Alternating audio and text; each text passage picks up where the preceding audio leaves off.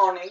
कल मैंने आपको ऑन और अपॉन के बारे में बताया था, प्रीपोजिशन ऑन और अपॉन, जिसमें मैंने ऑन और अपॉन के बारे में दोबारा आपको बताता हूँ। ऑन का प्रयोग ऊपर के अर्थ में होता है और अपॉन का भी प्रयोग ऊपर के अर्थ में होता है, लेकिन अंतर क्या है दोनों में? ऑन में दोनों की सतह आपस में स्पर्श होती है और अपॉन में दोनों की सतह आपस में स्पर्श नहीं होती और गतिशील अवस्था में होता है। आपको लिखवाया भी था। उसके बाद मैंने आपको एग्जाम्पल भी करवाए और फिर मैंने आपको एक एक्सरसाइज करने के लिए दी थी जो आपने घर पे की। अब मैं आपको उनका उत्तर भी आपको बता देता हूं, आप अपना चेक कर लेना, आप उसको जांच लेना कि क्या उत्तर आपका सही है या नहीं है। देखो, पहला वाक्य था I live the third floor of that building, तो इसमें आपको भरना है ऑन। क्या भरा जाएगा? On. You have a cut on your left, on your left hand. His photo are on the Facebook. I wrote the answer on the back of the seat. I play on tabla too. I fell the ground. अब यहाँ पे देखे I fell the ground, तो इस पे आएगा upon. That kind of behavior is frowned upon. She fixed her gaze upon me. She fell down upon her knee. The earth rotates on its axis. तो इस तरह से ये आपको उत्तर आपको बता दिए। अपनी कॉपी के अंदर आप इसको जांच कर लें, अगर बाई चांस आपसे कोई गलत हो गया हो तो आप उसको सही कर लें। ये करें। आज मैं आपको नेक्स्ट प्रीपोजिशन के बारे में बता रहा हूं, और नेक्स्ट प्रीपोजिशन है ओवर और एबो।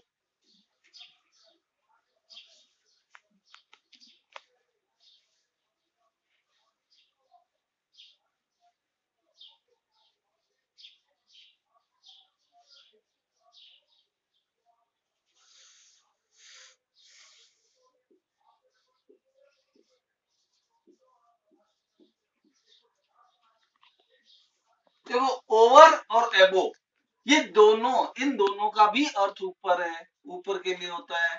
इनका प्रयोग भी ऊपर के लिए होता है। इनका प्रयोग किसके लिए होता है? ऊपर के लिए, दोनों का।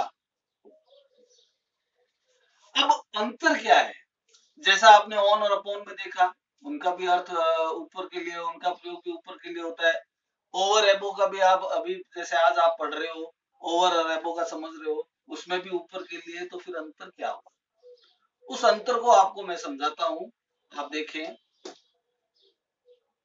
तो ओवर और एबो, देखो, ओवर में दूरी होती है, आपके ऊपर कोई है, दूरी है, लेकिन उसमें दूरी क्या होती है? अनिश्चित होती है। ओवर के अंदर दूरी जो है आपके, हालांकि कोई वस्तु है, कोई भी चीज है, वो आपके ऊपर है, लेकिन उसकी दूरी क्या होती है? अनिश्चित होती है। जबकि एबो के अंदर क्या होता है? वो तो ऊपर के लिए ही है, लेकिन इसके अंदर दूरी क्या होती है? निश्चित होती है। एबो के अंदर क्या होती है? निश्चित। और ओवर के अंदर क्या होता है? दूरी अनिश्चित होती है। एक ओवर का और होता है, एक ओवर के लिए और आता है कि जब हम किसी को पूर्णतः ढक देते हैं, जैसे आपने चादर बिछाई टेबल पे, तो टेबल को आपने पूरी तरह ढक दिया, उसके लिए भी ओवर का प्रयोग होगा। यानी कि आपने जैसे कोई चादर ओढ़ ली, कंबल ओढ़ा आपने पूरा अपने शरीर के अंदर, शरीर के ऊपर, तो उसके लिए भी ओवर का प्रयोग होगा। तो ओवर का प्रयोग कब होगा? जब कोई वस्तु अपने ऊपर है, लेकिन उसकी दूरी क्या हो? अनिश्चित हो। जैसे अपने ऊपर आसमान है, अब दूरी अनिश्चित है, लेकिन अपने सिर के ऊपर पंखा है, उसकी दूरी क्या है? हालांकि ऊपर है, लेकिन दूरी क्या हो गई? निश्चित हो गई। अपन अनुमान लगा सकते हैं कि 5 फीट, 10 फीट, 20 फीट ऊपर है, लेकिन आसमान का अपन अनुमान नहीं लगा सकते कि वो आसमान कितना ऊपर है। या मान लो एरोप्लेन उड़ रहा है, आपके सर के ऊपर से उड़ रहा है, तो ओवर माई हेड होगा, एबो माई हेड नहीं होगा। क्यों नहीं होगा? क्योंकि आपके सिर और एरोप्लेन के बीच की दूरी क्या है? अनिश्चित है। अगर निश्चित होती है तो हम किसका प्रयोग करेंगे? एबो का प्रयोग करेंगे। तो मैं अब इसको आपको लिखवा रहा हूं, आप लिखें। ओवर का प्रयोग,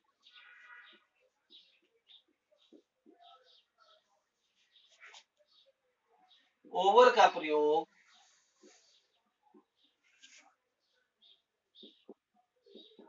ऊपर के अर्थ के लिए होता है,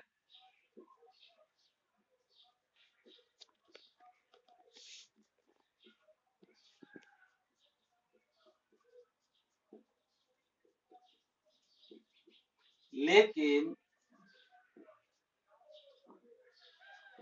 इसमें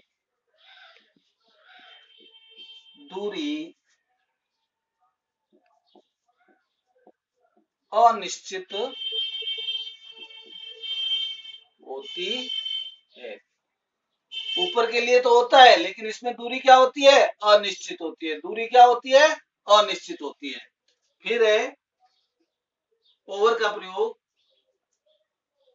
किसी को किसी सतह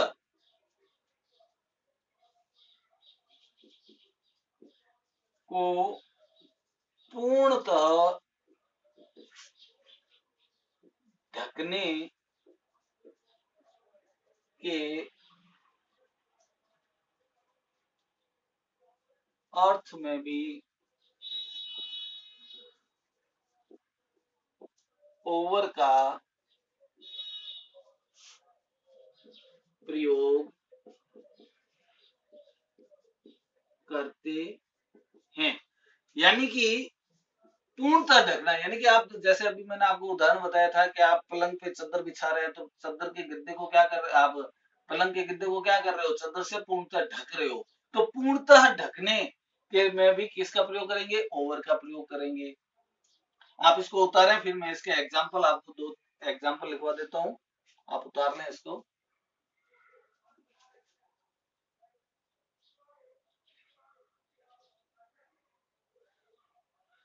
एग्जाम्पल लिखें,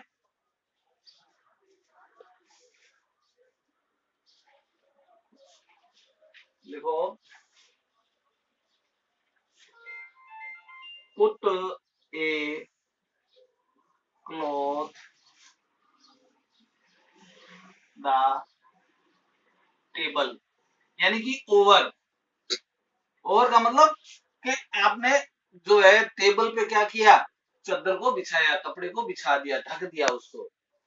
फिर लिखे आप you must put a coat your shirt तो ओवर। उतारो इसको। इसी तरह से आपको फेयर में करना है, ये ध्यान रखना। जैसा मैं लिख रहा हूं वैसे वैसे, जैसे मैंने यहाँ पे अंडरलाइन किया, आपको भी अंडरलाइन करनी है। यहाँ पे मैंने अनिश्चित के नीचे अंडरलाइन किया है, तो आपको भी अंडरलाइन करना है, जिससे आपको पता चले कि इसका वास्तविक जो है कहाँ अंतर आएगा। एबो के अंदर भी मैं इसी तरह से बताऊंगा आपको। तो आपको इसी तरह से आपको फेयर कॉपी में उतारना है। हाँ, उतार लिए। अब मैं आपको एबो के बारे में बताता हूँ।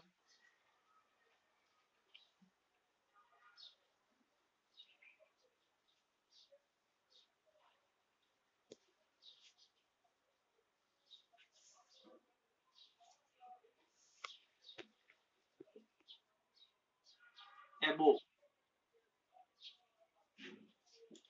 एबो का प्रयोग ऊपर के अर्थ के लिए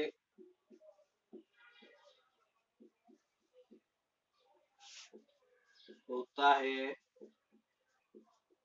लेकिन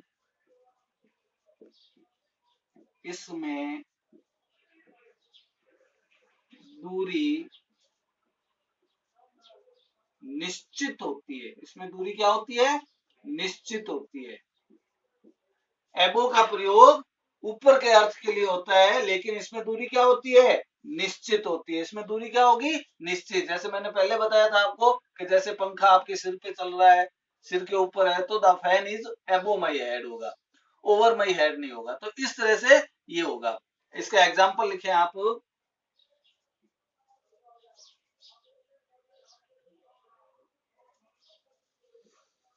लिखो, देयर इज ए फैन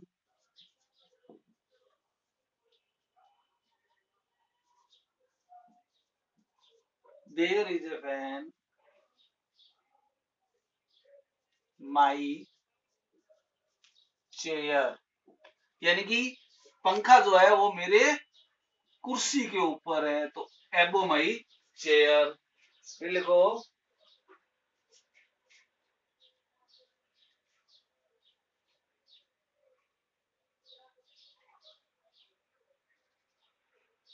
लिखो, he he got he got 75% marks above। क्यों? क्योंकि 75% क्या हो गए, एक निश्चित दूरी हो गई, उसने जो है अंक प्राप्त किए कितने से ऊपर, 75% से ऊपर अंक प्राप्त किए। तो एबो का प्रयोग कहाँ होगा, एबो का प्रयोग ऊपर के अर्थ में होता है, इसमें दूरी क्या होती है, निश्चित होती है। आप इसके एग्जाम्पल है, मैंने आपको लिखवा दिया, आप उसको उतारे। फेयर कॉपी में आप इसको इसी तरह से करोगे।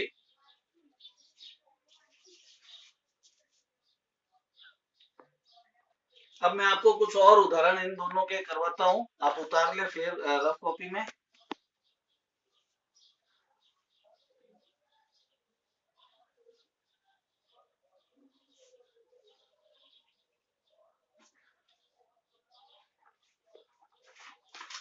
लिखें,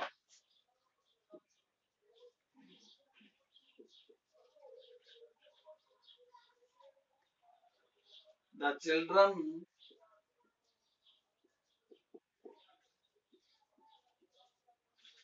children are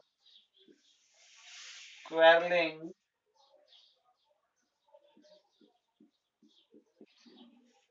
the children are quarreling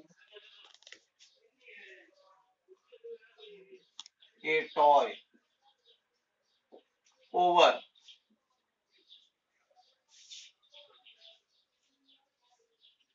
there are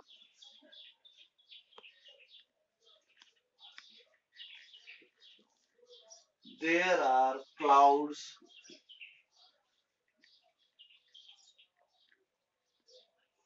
the sky over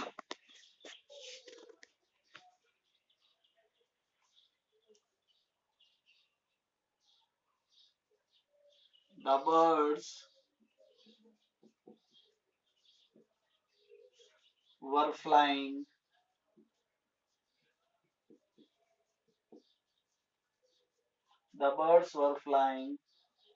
the sea over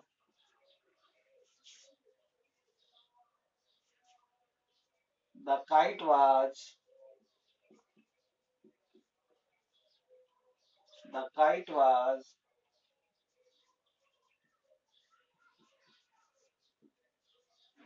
flying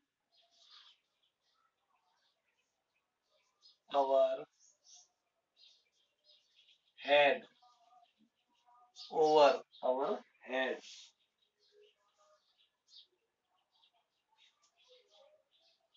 I could only see I could only see her head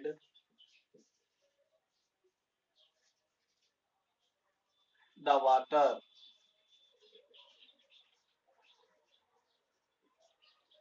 above।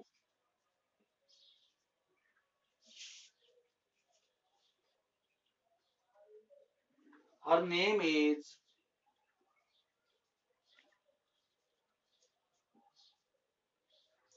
her name is my name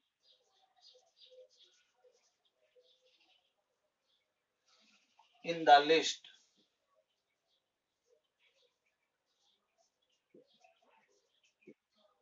above। फिर लिखें आप, There was a lamp.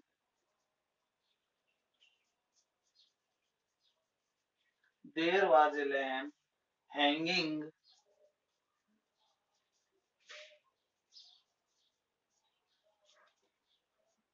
the table.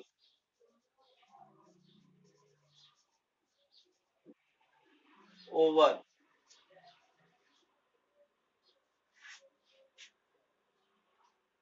फिर लिखे हैं spread the clothes. Spread this clothes. Spread this clothes. The table. The table. Over. तो ये आपने देखा कि the children are quarrelling over a toy.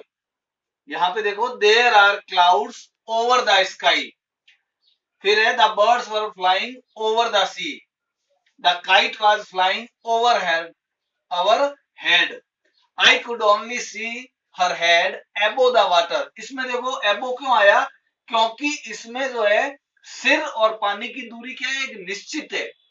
निश्चित दूरी होने की वजह से यहाँ पे क्या लिखा है आपने? एबो. हर नेम इज एबो my name in the list. यानी कि उसका नाम मेरे नाम से ऊपर है लिस्ट में. तो एबो, क्योंकि उसके नाम और मेरे नाम में जो भी अंतर है, मान लो 2 का है, 4 का है, 5 का है, तो एक निश्चित दूरी हो गई, एक निश्चित है, इसलिए इसमें क्या लिखेंगे अपन? Above. There was a lamp hanging over the table. यानी कि एक लैंप जो है वो लटक रहा है. कहां पे लटक रहा है? टेबल के ऊपर. तो ओवर, क्योंकि टेबल और लैंप की दूरी निश्चित नहीं है. Spread this cloth over the table. यानी कि कपड़े को बिछा दो टेबल पर. तो बिछाया, टेबल को आपने कपड़े से क्या कर दिया? ढक दिया. ढका हुआ है तो इसलिए किसका प्रयोग होगा? ओवर का प्रयोग होगा. तो ये एग्जाम्पल है, आप इसको उतारें. इसके बाद मैं आपको एक्सरसाइज दूंगा घर पे करने के लिए, वो आप करना. आप उतार लें. आप इसको इसी तरह से आपको फेयर में उतारना है.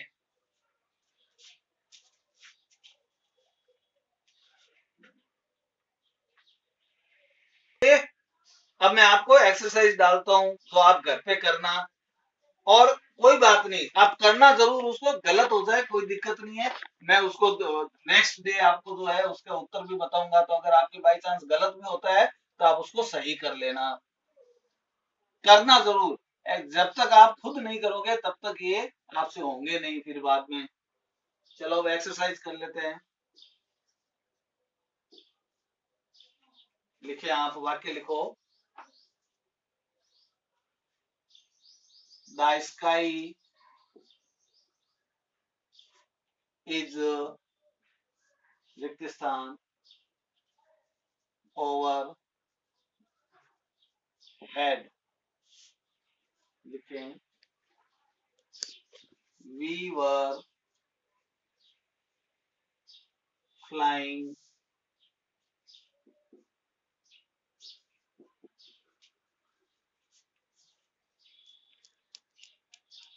the cloud.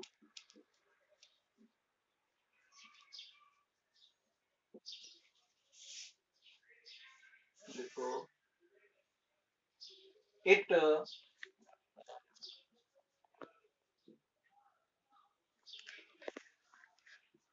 it is 10 tons.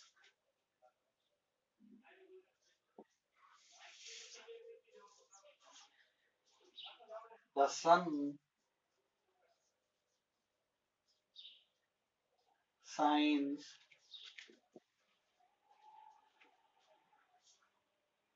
the earth.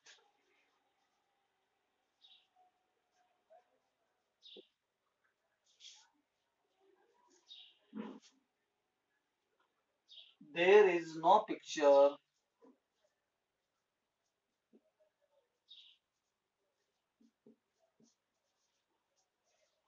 There is no picture. The chair.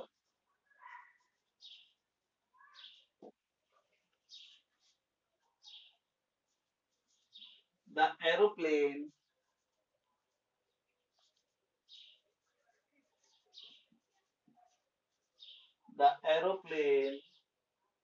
flew the lake.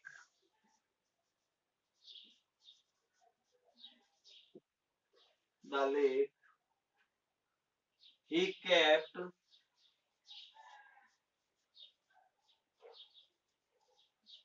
he kept his head.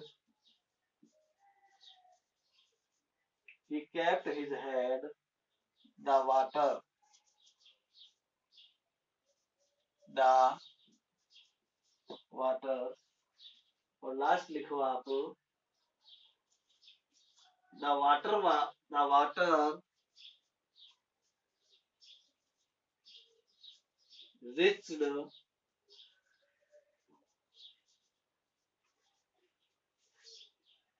her knee.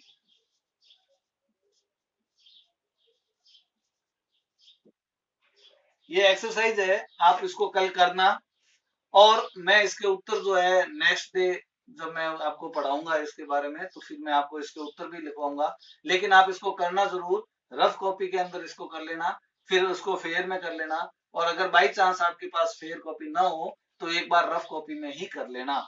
इसको करना जरूर, कोशिश करना इसको करने की। थैंक्स।